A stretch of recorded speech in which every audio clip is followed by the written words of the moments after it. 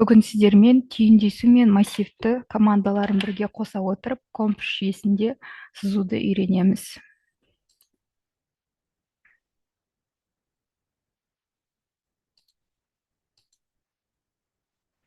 Осы сызбаны сызып бастаймыз. Бұл күрделі сызба, мұнда түйіндесу және массив командаларымен жұмыс жасаймыз. Ең бірінші файлға кіресіздер, создайтты басасыздар.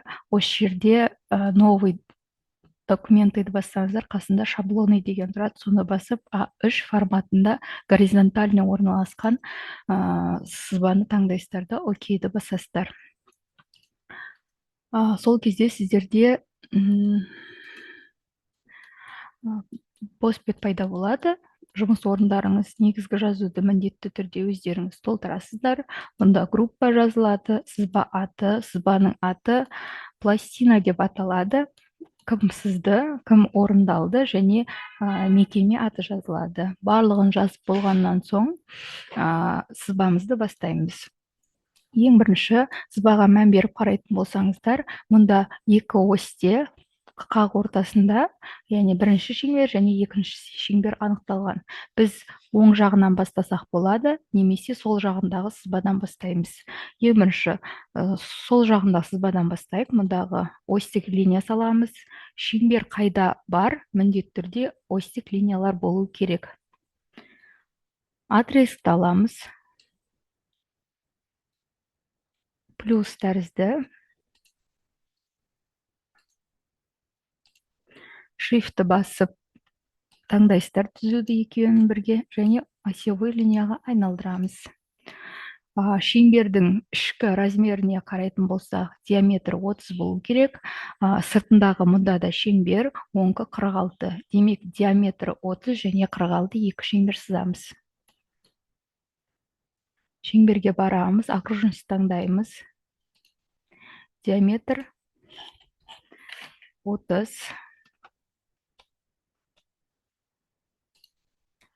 46. Стопты басамыз. Шеңбер сызу қажет емес. Енді осы екі шеңбер арнайы түзудің көмегімен 45 градуста орналасқан. Демек, көмекші түзу көмегімен 45 градусты саламыз. Адрестің қасындағы параллельная прямаяны үстін қатты басасыздар, сол кезде бізде вспомогательная прямая деген таңдаймыз. Углы бізде бұрышы 45 градус.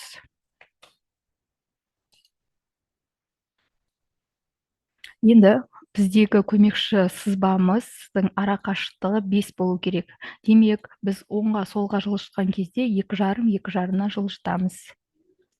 Стопты басамыз. Қайтадан үстінен басамыз да, мұндағы параллельная прямаяны таңдайсыздар. Екі бағытта жылжыту керек. Режим дегенде түзуді таңдаймыз. Мышканы кішкене жылжытып, қолдарыңызды алып жазасыздар. 2, өтір, 5. Энтерді 3 рет басамыз. 1, 2, 3. Қажет болмаған соң сызбаны сызамыз. Стоп батырмасын басасыздар. Енді осы түзуіміз бізде бірінші бөлігі 30-да тұрады, екінші бөлігі 46-да тұрады. Біз көмекші түзудің көмегімен сызып алдық. Енді адрестің көмегімен оларды бір-біріне қосамыз.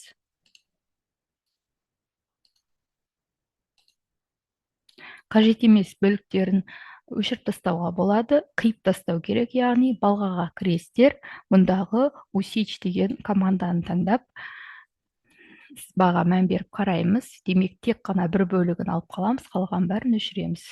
Бізде мына бөлік және ішкі бөліктері кету керек. Стопты басып, қалған шеңберді жай ғана өшіріп тастасақ болады. Көмекші сызықтарды өшіріп тастаймын. Тек қана бір бөлігін қалдырып қойып, 45-ті Shift басасыздар.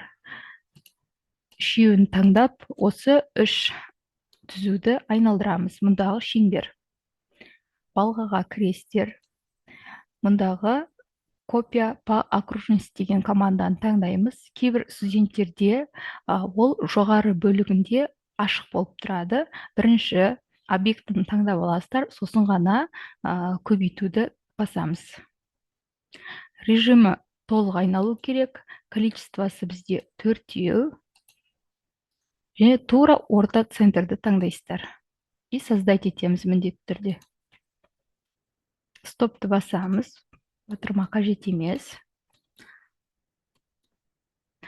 Бізде ішкі бөліктері мән беріп қарасаңыздар болмау керек. Оларды қиып алып тастаймыз.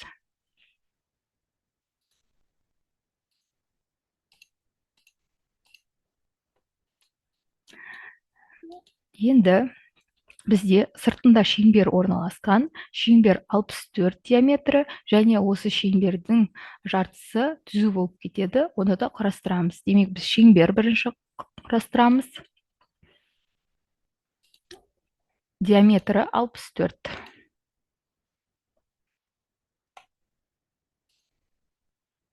Осы 64-тің жалғасы түзу болып кету керек. Міне мұнда отрезктің көмегімен. Демек, біз ортадағы осьтік линияны 64-ті 2-ге бөлетін болсақ, 32 оңға, 32 солға жылжытамыз. Екі бағытта 32.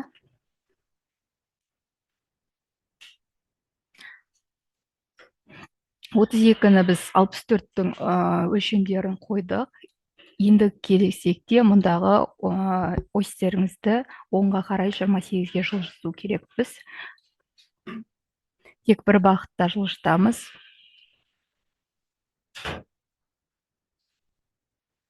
Режимда мұнда одна дегенді таңдайсыздар.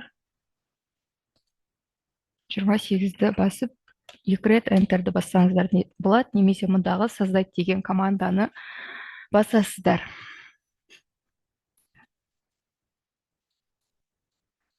28-ді осьті жылжытып алдық. Енді бізде ең негізгі мұндағы өлшемі 126. 126-ны бізде орталықтағы осьіміз бар.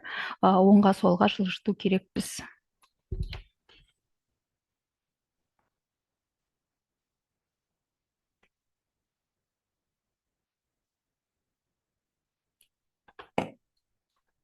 Екі бағытты таңдайсыздар.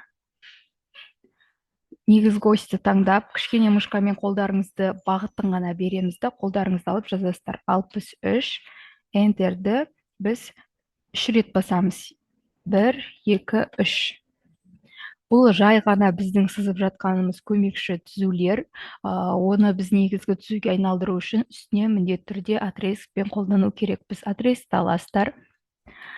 Бізде шеңбермен 28-іміз қосылып тұру керек, және 28-ден көтереміз жоғары 126-ға қарай. Мұндағы ұзындықты шексіз қоя беремін, себебі ол шеңбермен мұнда мән беріп қарасаңыздар түйісіп тұру керек. Шеңберді сосын жасаймыз.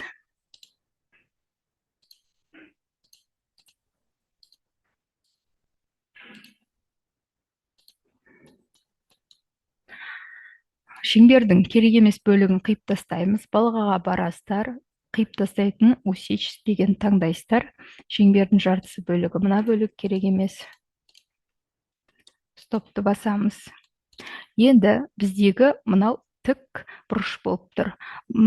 Ал бізде сызба бойынша тік бұрыш болмау керек. Ол радиус 8-ге, яғни скругление жасалып тұр. Скругление командасына барасыздар. Міне белгісі осындай. Радиус бізде 8. Так, 8.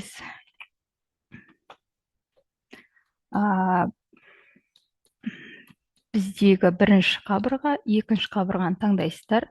Төменде дәл солай бірінші қабырға және екінші қабырға. Енді мына бөлігі де бізде тік бұрышты емес, оның радиусы 15. Осы жерден 15 деп жазамыз. Бірінші, екінші қабырғаны таңдаймыз.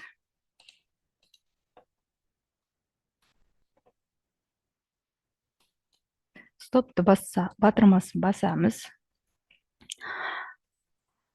Так, түзуімізді мән беріп қарайтын болсақ, сызбамызға 28-ді біз орналастырдық. Мұндағы ішіндегі үшбұрышты сосын соңында істесек болады. Дәл қазір бізге мұндағы ось керек. Ол бізде негізгі жаңағы сызған осьімізден 130-ға жылжыту керекпіз. Демек, көмекші сызбаны өшіріп тастасақ болады.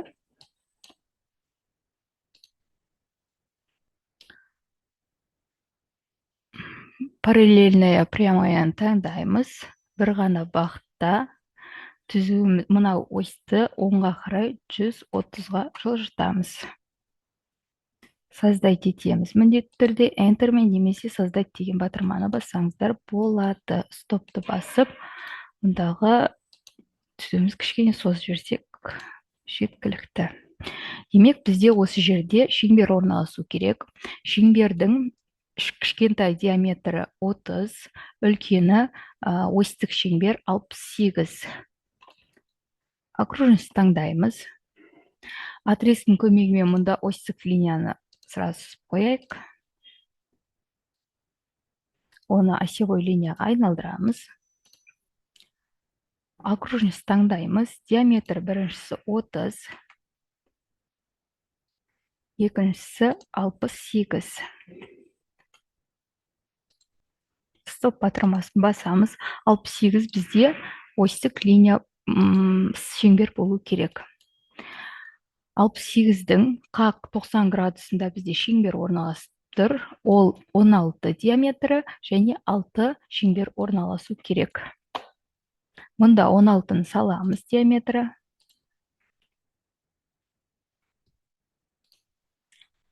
Объектіні белгілейміз. Балғаға барамыз. Копия по окружности таңдап, 6 количествосын жазып тура центр таңдаймыз. Создать етеміз. Мән беріп қарасаңыздар, қайда шеңбер бар, міндетті түрде осьтік линиялар болу керек. Міне, осы кішкентай осьтік линияларды көбейтудің түрі арқылы жасаймыз. Мұндағы бізде түзуіміз ұзын болып тұр, демек оны қию керекпіз. Балға барасыздар, қиятын команданы таңдап, мына бөлігіне бізге қию керек. Стопты басамыз. Осьтан кішкене шығып тұру керек. Міне, белгілейміз. Балғаға барып, копия по окружности таңдап, количествосы алтау, ешқандай өзгеріс болмайды. Тек қана осьті басамыз. И создать етеміз.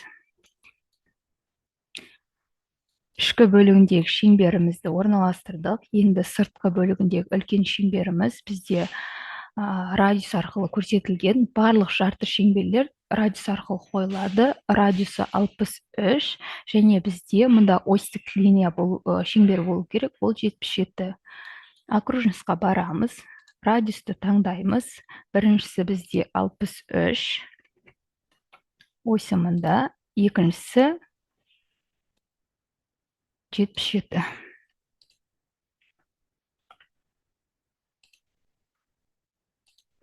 Екінші 77-ні осевой шеңберге айналдырамыз, қателеспеу үшін.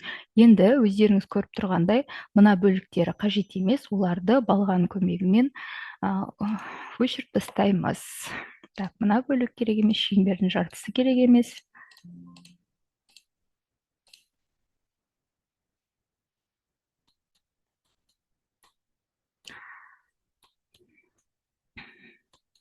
Енді осьтік шеңберде 45 градуста бізде екі шеңбер орналасу керек. Біріншісінің диаметрі 20, екіншісінің радиусы 20. Бірінші 45 градусты орналастырып аламыз. Үстін басып тұрып, вспомогательная прямаяны таңдап, углы 45. Мұнда қоямыз. Так, осы жерде бізде шеңбер орналасу керек. Біреуінің диаметрі 20, екіншісінің радиусы 20. Окружностьқа кіресіздер. Диаметр таңдаймыз 20. Қоямыз. Радиусты таңдаймыз 20. Қоямыз.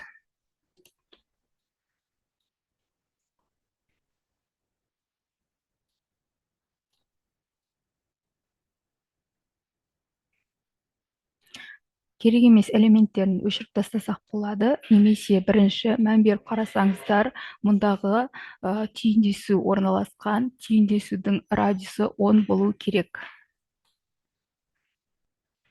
Түйіндесуді анықтау үшін окружностьтің үстін қатты басасыздар командасына, және мұндағы окружность касательная 2 точка бойынша таңдайсыздар. Радиусы 10 болу керек. Диаметрді емес, радиустың үстін таңдап, 10-ды жазып, Enterді басасыздар. Түйіндесудің бізде 2 түрі болады. Мынау бізде ішкі түрі деп аталады. Демек, бірінші шеңберді таңдайсыздар, екінші мұндағы радиус бойынша сызылған шеңберді таңдаймыз. Сіздерде мұнда 6-7 вариантын ұсынып тұр. Өздеріңізге қажетті вариантын үстін басуларыңыз қажет.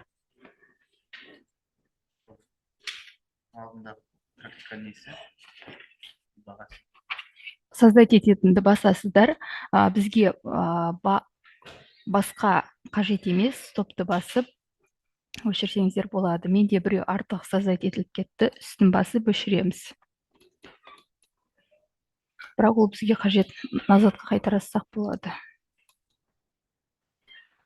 Балғаға кіресіздер, мұндағы усечь командасын басып, керек емес элементтерін барлығын өшіреміз. Жақындатып, сіздерге көрінбей тұрған бөліктерінде өшіріп тастаңыздар.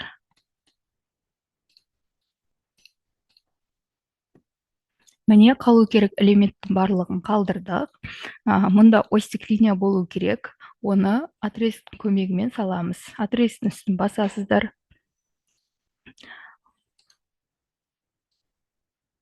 Осьтік түзуге айналдырамыз. Енді бізде мұндағы бірінші объектіміз, яғни сызғанымыз тура астында екеу бір өлшемде. Біз білеміз, тура ортадағы мұндағы осімізді біз екіге бөлдік. 63 оңға, 63 солға. Демек, аралықтары бірдей болғандықтан біз оны симметрия келесі бетке көшіре аламыз. Ол қалай жүргізіледі? Бірінші, керекті элементтерді таңдап аламыз. Мұндағы осевойды таңдаймыз. Осы элементті дәл арақашықта бірдей болғандықтан төменгі бөлігіне орналастырамыз. Мұнда мән беріп қарасаңыздар, симметрия болады. Симметрия командасын таңдаймыз. Біріншісі осьті басасыздар, екіншісі дәл осы осьтің бойында екінші точканы белгілейміз. Стопты басамыз, бізде астында уже создать етілді. Дәл осы элемент екеуінің размері бірдей қалдырамыз. Енді бізге қажетті мұндағы осьтік линияның қажет еместерін қиып тастауға болады. Барлығын қиып отырмау үшін стопты басып, мұнаны өшіре салыңыздар. Так, мұндағы көмекші түзуімізді өшірсек болады, ол бізге қажет емес. Барлығын өшіріп тастайық, қажет еместерін кедергі жасамас үшін.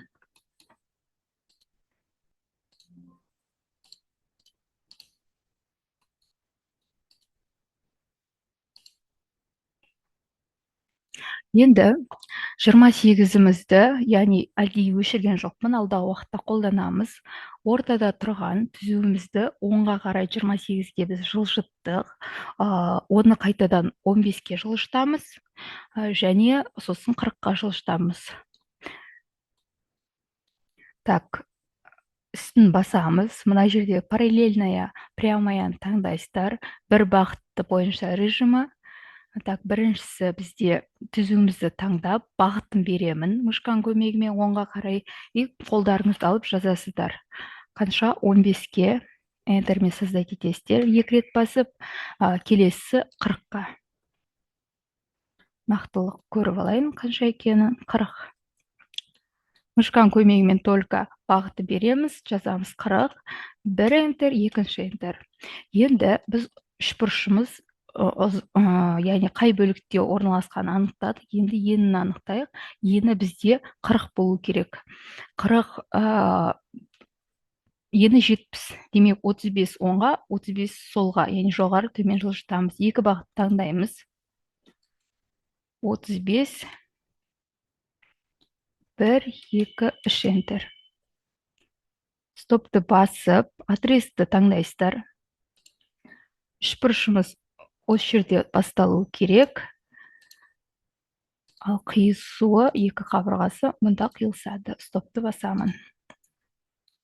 Енді үшбұрышымызды біз скругление көмегімен бұрыштарын дуғаға айналдырамыз. Екі қабырғасынкі 7, ортасынкі 10. Скругленияны таңдайсыздар.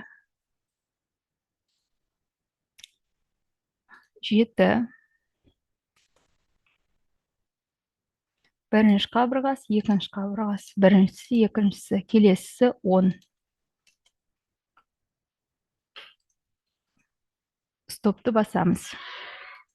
Көмекші сызықты мен әдейі өшірген жоқпын. Себебі қарасаңыздар мұнда негізгі түзуіміз қара болып тұр, жуан, ал қасындағы көмекші түзу бар. Сол көмекші түзуді қазір саламыз. Адресті аласыздар. Дәл жаңағы үшбұрышты қайта құрастырамыз.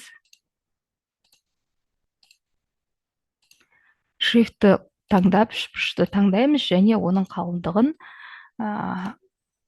яғни 0-дік тонкаяға айналдырамыз.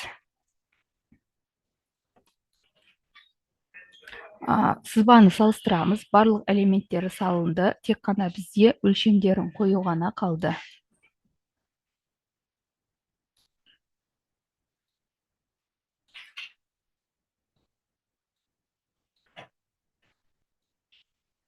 Өлшемдерін қою үшін размеріға кіресіздер.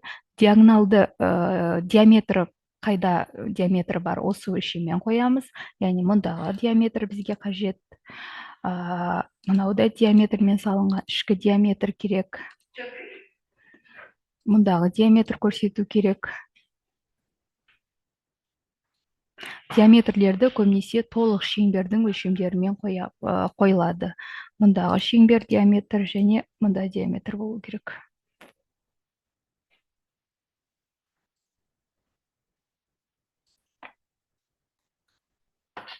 Ал жарты шеңбермен қойылғандардың барлығы радиустарын қоямыз.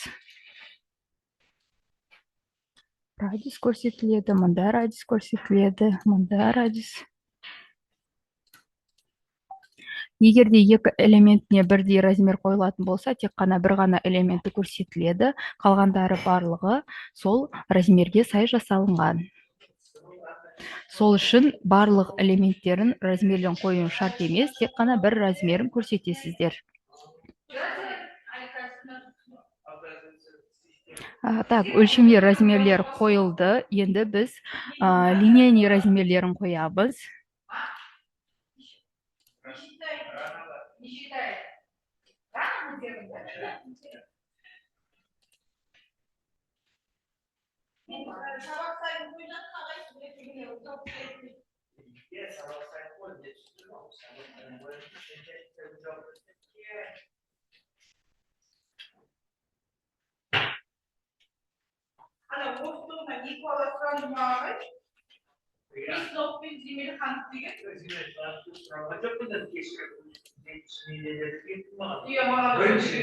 Енді тек қана бұрыштық өлшемдерін қойса жеткілікті. Бұрыштық өлшемді мұнда углға басасыздар, угловой. Бірінші мұндағы. Так, мұндағы өшіріп тастадық көмекші сызықты. Біріншісі, екіншісі 45. Дәл солай мұнда да қойылу керек. Стопты басамыз. Өлшемдері тағы да мұндағы сызбаға қарап өздеріңіз толықтырып жасайсыздар. Мұндағы 28-ді қою керексіздер, 15-ті қою керексіздер және 40-ті. Так, мұндағы 28-ді қоюды ұмытпаңыздар.